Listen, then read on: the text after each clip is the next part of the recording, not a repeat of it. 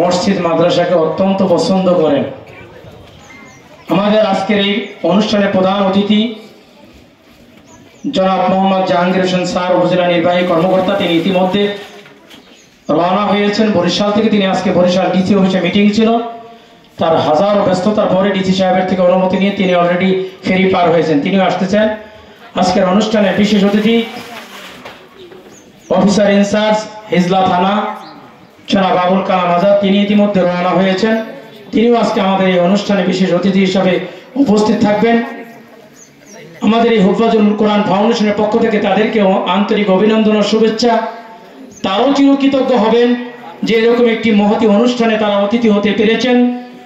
আর আমরা আজকে বিশেষ করে উত্তর বরিশালের ঐতিহ্যবাহী কাউরিয়া বন্দর জামে মসজিদের কমপ্লেক্সের সামনে কাউরিয়া বাজার, এখানে অনুষ্ঠিত হতে যাচ্ছে হিজলা এই সর্বপ্রথম হুফাজুল কোরআন ফাউন্ডেশনের যে অনুষ্ঠান, বিশেষ করে কাউরিয়া বন্দরের কেন্দ্রীয় জামে মসজিদের কমিটি, বাজার কমিটি এবং এই মসজিদের আহাল যাদের উদ্যোগে এই মসজিদ হয়েছে, যারা সর্বক্ষণিক নিজেদের জীবনকে দিন ও ধর্মের সাথে লাগানোকে গনিমত মনে করেন, এরকম কিছু বাস পাখির মতো যারা আলিম প্রিয়, মাদ্রাসা প্রিয়, হেফজখানা প্রিয়, ওলামায়ে কেরামের সান্নিধ্যকে যারা জীবনের গনিমত বেছে নিয়েছেন, এরকম কিছু মানুষের আন্তরিক ভালোবাসায় আজকে এখানে অনুষ্ঠান অনুষ্ঠিত হতে যাচ্ছে।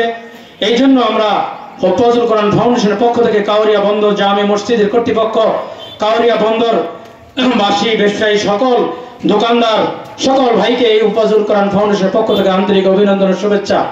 এখন আপনাদের সামনে সংক্ষিপ্ত দু একটি কথা বলবেন